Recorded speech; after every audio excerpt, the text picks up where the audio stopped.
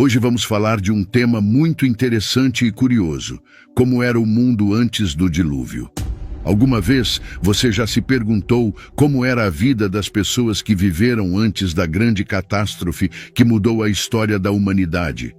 Qual era o clima, a geografia, a cultura, a religião, a tecnologia, a moral e a espiritualidade daqueles que habitavam a Terra antes de que Deus enviasse o dilúvio para limpar o mundo do pecado? Neste vídeo, exploraremos alguns fatos e mistérios sobre o mundo antediluviano baseados na Bíblia e outras fontes históricas e científicas. Fique atento até o final porque você ficará surpreso com o que descobrirá. Antes de começar, quero pedir que você deixe um like, se inscreva no canal, ative o sininho para não perder nenhum vídeo e também compartilhe este vídeo com seus amigos para que eles também possam aprender mais sobre este fascinante tema. Vamos lá. O primeiro fato que precisamos saber sobre o mundo antes do dilúvio é que ele era muito diferente do nosso em muitos aspectos. Um deles é a expectativa de vida das pessoas. Sabia que as pessoas viviam muito mais antes do dilúvio do que depois? Pois é, a Bíblia nos diz que os patriarcas que viveram antes do dilúvio tinham idades compreendidas entre centenas e quase 1000 anos. Por exemplo, Adão, o primeiro homem, viveu 930 anos. Sete, o filho de Adão, viveu 912 anos. Matusalém, o avô de Noé, viveu 969 anos. O que o tornou o homem mais velho de todos os tempos. E Noé, o protagonista do dilúvio, viveu 950 anos.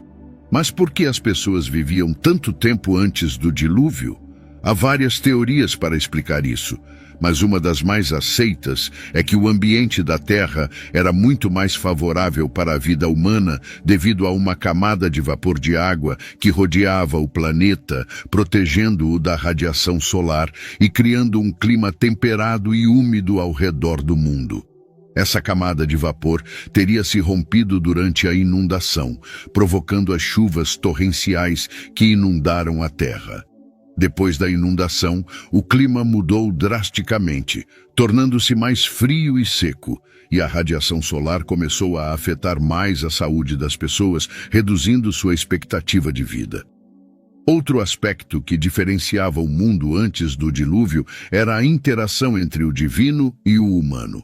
A Bíblia nos revela que antes do dilúvio, Deus se comunicava diretamente com algumas pessoas, como Adão, Eva, Caim, Abel, Enoque e Noé.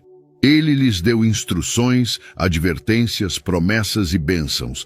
Também os julgou e castigou quando pecaram. Além disso, a Bíblia nos diz que antes do dilúvio houve uma mistura entre os filhos de Deus e as filhas dos homens, gerando uma raça de gigantes chamados Nefilins. Quem eram esses filhos de Deus e essas filhas dos homens? E quem eram os Nefilins? São perguntas que geram controvérsia e debate entre os estudiosos da Bíblia. Mas uma das interpretações mais comuns é que os filhos de Deus eram anjos caídos que se rebelaram contra Deus e desceram à terra para ter relações com mulheres humanas, que eram as filhas dos homens. Essa união ímpia produziu os Nefilins, que eram seres híbridos com características humanas e angelicais, que se tornaram famosos por sua força, estatura e maldade. Esses seres teriam sido responsáveis por muita violência e corrupção na terra, provocando a ira de Deus e seu julgamento sobre a humanidade. Mas quem eram esses anjos caídos e por que se rebelaram contra Deus? Para entender isso, precisamos retroceder um pouco mais no tempo, antes da criação da Terra. A Bíblia nos diz que, antes da criação da Terra, existia Deus e ele tinha majestade com seu Filho Jesus. Deus também criou os anjos, que eram seres espirituais que o adoravam e lhe serviam. Entre os anjos, havia um que se destacava por sua beleza, inteligência e poder. Seu nome era Lúcifer, que significa estrela da manhã. Era o querubim ungido que cobria o trono de Deus com suas asas. Era o líder dos anjos e tinha acesso à presença de Deus, mas não estava contente com sua posição e queria ser igual a Deus. Estava cheio de orgulho, inveja e ambição, e convenceu um terço dos anjos a se unirem a ele na rebelião contra Deus. Ele queria tomar o lugar de Deus e ser adorado por todas as criaturas, mas Deus, que é soberano e todo-poderoso, não permitiu que isso acontecesse. Expulsou Lúcifer e aos anjos rebeldes do céu e os lançou à terra. Lúcifer passou a se chamar Satanás, que significa adversário, e os anjos rebeldes passaram a se chamar demônios, que são espíritos malignos que atuam sob o comando de Satanás. Este foi o início da guerra espiritual, que é uma confrontação entre dois reinos, o reino de Deus e o reino de Satanás.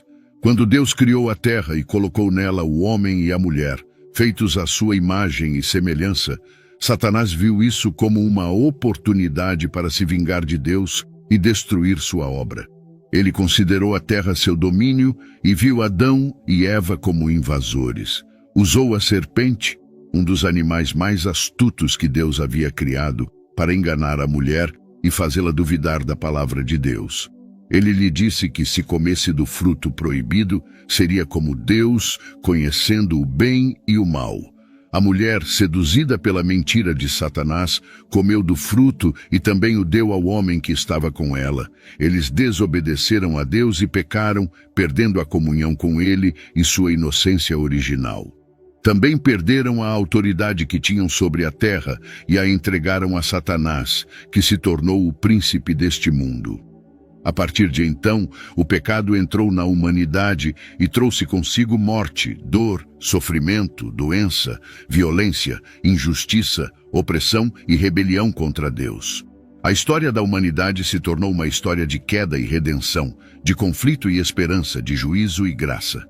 Um dos primeiros exemplos desta história foi a de Caim e Abel, filhos de Adão e Eva. Eram irmãos, mas tinham atitudes diferentes em relação a Deus. Abel era pastor de ovelhas e oferecia a Deus os melhores animais de seu rebanho como sacrifício. Caim era agricultor e oferecia a Deus os frutos da terra, mas sem a mesma disposição de coração.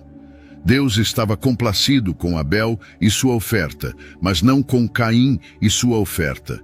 Isso provocou a ira e os ciúmes de Caim, que não aceitou a correção de Deus e matou seu irmão Abel no campo. Deus, que tudo sabe e é justo, viu o que Caim havia feito e lhe pediu contas. Deus perguntou a Caim onde estava Abel, seu irmão. Caim respondeu com arrogância e falsidade: "Não sei. Sou eu o guardião do meu irmão?" Então Deus disse a Caim: "Que fizeste? A voz do sangue do teu irmão clama a mim desde a terra, e agora maldito sejas tu desde a terra que abriu sua boca para receber de tua mão o sangue do teu irmão. Quando labrares a terra, ela já não te dará sua força, serás fugitivo e vagabundo na terra." Então Caim disse a Deus: "Minha culpa é maior do que pode ser perdoada. Hoje tu me expulsaste da face da terra e me esconderei de tua presença. Serei fugitivo e vagabundo na terra, e será que qualquer que me encontrar me matará." Mas Deus lhe disse: "Não será assim. Se alguém matar Caim, será vingado 7 vezes." E o Senhor colocou uma marca em Caim, para que qualquer que o encontrasse não lhe fizesse mal. Então Caim saiu da presença do Senhor e habitou na terra de Nod, ao leste do Éden. Caim, apesar de ser um assassino e um fugitivo, não ficou sem descendência. Casou-se com uma mulher que provavelmente era uma de suas irmãs ou sobrinhas, pois Adão e Eva tiveram muitos filhos e filhas após Caim e Abel. Caim teve um filho chamado Enoque e edificou uma cidade a qual chamou pelo nome de seu filho. Esta foi a primeira cidade da história e mostra que Caim tinha habilidades construtivas e organizativas. Os descendentes de Caim se multiplicaram e alguns deles se destacaram por seus logros. Jabal foi o pai dos que vivem em tendas e têm gado. Jubal foi o pai de todos os que tocam a harpa e a flauta. Tubal-Caim era um mestre em todos os trabalhos de cobre e ferro, e Naamá foi a única mulher mencionada no linhagem de Caim. Estes descendentes de Caim mostram que a humanidade se expandiu e diversificou com papéis transformados em profissões e a civilização dando seus primeiros passos. Mas também mostram que a humanidade se afastou de Deus e se entregou à idolatria, à violência e à imoralidade. A Bíblia nos conta que Lameque, filho de Tubal-Caim, foi o primeiro polígamo da história, tendo duas esposas, Ada e Zilá. Também foi um assassino que matou um homem por lhe fazer dano e um menino por pisá-lo. Ele se gabava de sua crueldade, dizendo às suas mulheres: "Escutem minha voz, mulheres de Lameque, ouçam minhas palavras, pois matei um homem por me fazer dano e um menino por pisar em mim. Pois Caim será vingado 7 vezes, mas Lameque 77 vezes." Gênesis capítulo 4, versículos 23 e 24. Enquanto isso, Adão e Eva tiveram outro filho chamado Sete, que significa substituto. Eles lhe deram esse nome porque ele veio em substituição de Abel, a quem Caim matou.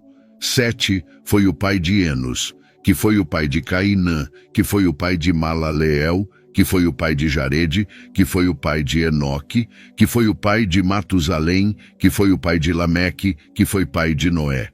Este é o linhagem dos filhos de Deus, os quais caminharam com Deus e o adoraram, se opondo ao linhagem dos filhos dos homens, que se rebelaram contra Deus e o desprezaram. Entre os filhos de Deus, um se destacou por sua fé e obediência: Enoque. A Bíblia nos diz que Enoque caminhou com Deus e que Deus o levou consigo sem que visse a morte. Enoque era o trisavô de Noé e viveu em uma época em que a maioria das pessoas só tinha registros de seu nascimento e seus filhos. Mas Enoque teve um testemunho diferente, o que o fez ser lembrado por sua comunhão com Deus. A Bíblia nos diz que Enoque profetizou sobre o julgamento de Deus sobre os malvados e que agradou a Deus com sua fé. Foi o primeiro homem arrebatado por Deus e é um exemplo de como devemos viver neste mundo, buscando a Deus e fazendo sua vontade. Mas Enoque foi uma exceção em meio a uma geração perversa. A Bíblia nos diz que antes do dilúvio, o mundo estava dominado pela cobiça, maldade e traição, onde as famílias eram campos de batalha e os vizinhos se exploravam uns aos outros. A Bíblia nos diz que a terra estava corrompida aos olhos de Deus e cheia de violência, e que toda a imaginação dos pensamentos dos corações dos homens era continuamente só má. Deus viu que a maldade do homem tinha aumentado na terra e que toda a carne tinha corrompido seu caminho. Deus se arrependeu de ter feito o homem e se entristeceu em seu coração. Decidiu destruir da face da terra o homem que havia criado, assim como aos animais, répteis e aves do céu. Mas houve um homem que encontrou graça aos olhos de Deus. Esse homem era Noé. Noé foi justo e reto entre seus contemporâneos e caminhou com Deus. Noé teve 3 filhos, Sem, Cam e Jafé. Deus escolheu Noé para ser o guardião de um novo começo para a humanidade e lhe deu uma missão especial: construir uma arca para salvar sua família e os animais do dilúvio que viria sobre eles. A arca era um barco especial desenhado por Deus para resistir às águas do dilúvio. Tinha 300 côvados de comprimento, 50 côvados de largura e 30 côvados de altura. Um côvado era a medida desde o cotovelo até a ponta do dedo, aproximadamente 18 polegadas. Isso significa que a arca media aproximadamente 450 pés de comprimento, 75 pés de largura e 45 pés de altura. Tinha 3 andares com várias divisões interiores e uma janela no alto de um côvado. Tinha uma porta lateral que só Deus podia abrir e fechar. Estava fabricada em madeira de gofer, que era uma madeira resistente e impermeável. Foi coberta com betume por dentro e por fora para evitar infiltrações. Tinha capacidade para albergar aproximadamente 40.000 animais de diferentes espécies, assim como suficiente comida e água para eles e a família de Noé. Era uma obra-prima da engenharia naval e um símbolo da graça e misericórdia de Deus. Noé levou cerca de 120 anos para construir a arca, seguindo as instruções de Deus. Durante esse tempo, também pregou a seus contemporâneos, advertindo-os do dilúvio vindouro e chamando-os ao arrependimento. Mas ninguém escutou a Noé e continuaram vivendo como se nada fosse acontecer. Zombaram de Noé e o consideraram louco e fanático. Não acreditavam que Deus julgaria o mundo com água, já que nunca tinha chovido sobre a terra. Não sabiam que se abririam as fontes do grande abismo e as janelas dos céus, e que as águas cobririam toda a terra. Não sabiam que o dia do Senhor viria como um ladrão na noite e que seriam pegos de surpresa. Não sabiam que só havia uma esperança de salvação: entrar na arca pela fé. Finalmente chegou o dia em que Deus disse a Noé: "Entra tu e toda a tua casa na arca, porque tenho visto que és justo diante de mim nesta geração. De todo animal limpo tomarás 7 pares, o macho e sua fêmea. Mas dos animais impuros, 2, o macho e sua fêmea. Também das aves do céu, 7 pares, macho e fêmea, para manter viva a semente sobre a face de toda a terra. Porque depois de 7 dias farei chover sobre a terra por 40 dias e 40 noites, e da face da terra exterminarei todos os seres que criei." Gênesis capítulo 7, versículos 1 ao 4. Noé obedeceu a Deus e entrou na arca com sua família e os animais que Deus lhe ordenou. Tinha 600 anos quando o dilúvio caiu sobre a terra. No dia designado por Deus, romperam-se as fontes do grande abismo e abriram-se as janelas dos céus. E choveu sobre a terra durante 40 dias e 40 noites. As águas prevaleceram e aumentaram muito sobre a terra, e a arca flutuava sobre a face das águas. E as águas prevaleceram muito sobre a terra e cobriram todos os montes altos que havia debaixo de todo o céu. 15 côvados acima dos montes prevaleciam as águas, e os montes foram cobertos. E morreu toda a carne que se movia sobre a terra, tanto de aves como de gado, de animais selvagens, de todos os seres que se arrastam sobre a terra e de toda a humanidade. Tudo o que tinha fôlego do espírito de vida em suas narinas, tudo o que estava em terra firme, morreu. Assim foi destruída toda criatura que havia sobre a face da terra, desde o homem até os animais, desde os répteis até as aves do céu. Foram extintos da terra, e só restaram Noé e os que estavam com ele na arca. Gênesis capítulo 7, versículos 11 ao 23. Noé e os que estavam com ele na arca ficaram isolados do mundo por 150 dias, enquanto as águas cobriam a terra. Mas Deus não se esqueceu de Noé e fez soprar um vento sobre a terra, e as águas começaram a diminuir. Fecharam-se as fontes do abismo e as janelas dos céus, e cessou a chuva do céu. E as águas retrocederam sobre a terra, e depois de 150 dias as águas tinham diminuído. E repousou a arca no 7º mês, aos 17 dias do mês, sobre os montes de Ararat. E as águas continuaram a diminuir até o 10º mês. No 10º mês, no 1º dia do mês, apareceram os cumes dos montes. Gênesis capítulo 8, versículos 1 ao 5. Noé esperou outros 40 dias e abriu a janela da arca que havia feito. E soltou um corvo que saiu indo e voltando, até que as águas secassem de sobre a terra. Depois soltou uma pomba para ver se as águas tinham baixado da superfície da terra, mas a pomba não encontrou lugar para pousar o pé, e voltou a ele na arca, pois as águas ainda cobriam a face de toda a terra, e ele estendeu a mão, pegou a pomba e a trouxe de volta para a arca, e esperou outros 7 dias e novamente soltou a pomba fora da arca.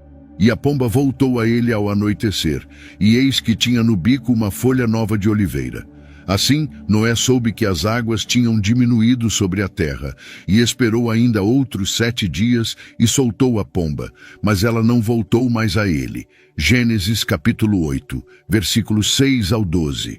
Então Noé tirou a cobertura da arca e viu que a superfície da terra estava seca. E no ano 601, no primeiro mês, no primeiro dia do mês, as águas secaram de sobre a terra. Noé tirou a cobertura da arca e viu que a superfície da terra estava seca. E no segundo mês, aos 27 dias do mês, a terra estava completamente seca. Então Deus falou a Noé dizendo: saia da arca, tu e tua mulher, teus filhos e as mulheres de teus filhos contigo. Todos os animais que estão contigo de toda a carne, tanto aves como gado, e todo animal que se arrasta sobre a terra, faze-os sair contigo, para que se espalhem pela terra, sejam fecundos e se multipliquem sobre a terra. E saiu Noé, e seus filhos, sua mulher e as mulheres de seus filhos com ele. Todos os animais, todos os répteis, todas as aves e tudo o que se move sobre a terra conforme suas famílias saíram da arca. Gênesis capítulo 8, versículos 13 ao 19. Então Noé edificou um altar ao Senhor e tomou de todo animal limpo e de toda ave limpa e ofereceu holocaustos sobre o altar. E o Senhor percebeu o doce aroma e disse em seu coração: não amaldiçoarei mais a terra por causa do homem, porque a imaginação do coração do homem é má desde a sua infância. Nem voltarei a ferir todo ser vivente como fiz. Enquanto durar a terra, semeadura e colheita, frio e calor, verão e inverno, dia e noite não cessarão. Gênesis capítulo 8, versículos 20 ao 22. E Deus abençoou Noé e seus filhos, e lhes disse: frutificai, multiplicai-vos e enchei a terra, e o vosso temor e o vosso pavor estarão sobre toda a besta da terra e sobre toda a ave do céu, sobre tudo o que se move sobre a terra e todos os peixes do mar. Nas vossas mãos são entregues. Tudo o que se move e vive será para vosso alimento. Tudo vos tenho dado como a erva verde. Mas a carne com sua vida, isto é, com seu sangue, não comereis. Certamente requererei o vosso sangue, o sangue das vossas vidas. Da mão de todo animal o requererei. E da mão do homem, da mão de cada um de seu irmão, requererei a vida do homem. Quem derramar sangue de homem, pelo homem seu sangue será derramado, porque Deus fez o homem à sua imagem. Mas frutificai e multiplicai-vos. Povoai a terra em abundância e multiplicai-vos nela. Gênesis capítulo 9, versículos 1 ao 7.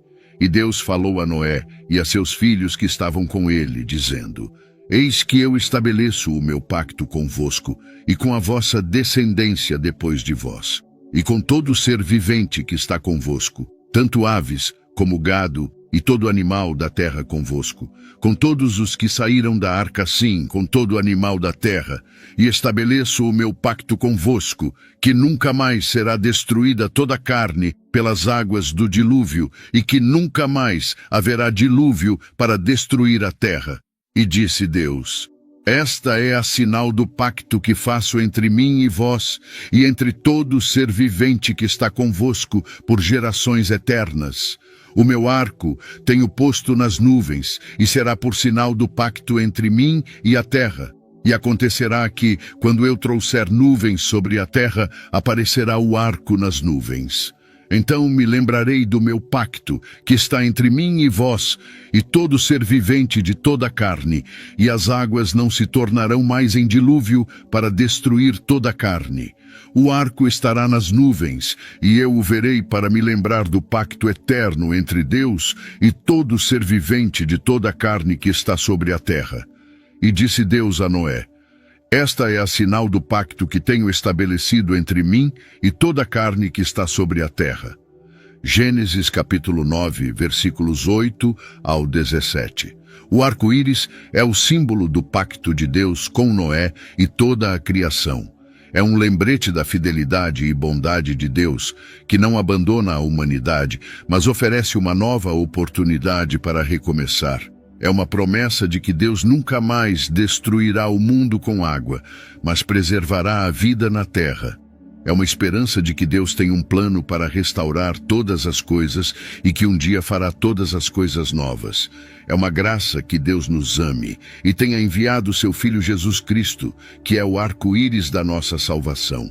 E assim termina a história do dilúvio e começa a história de Noé e seus descendentes, que povoaram a terra e formaram as nações. Mas essa é uma história para outro vídeo. Deixe nos comentários a sua opinião sobre o tema do vídeo, sempre respeitando a opinião dos outros. Espero que tenha gostado do vídeo. Se este conteúdo foi valioso para você, peço que me apoie com sua inscrição para que não perca nenhum dos nossos próximos vídeos. Compartilhe esse vídeo com familiares e amigos, dê um like e deixe sua opinião nos comentários. Isso faz com que o vídeo alcance mais pessoas. Juntos, podemos iluminar mais mentes e expandir nosso entendimento. Obrigado por estar aqui e que Deus te abençoe.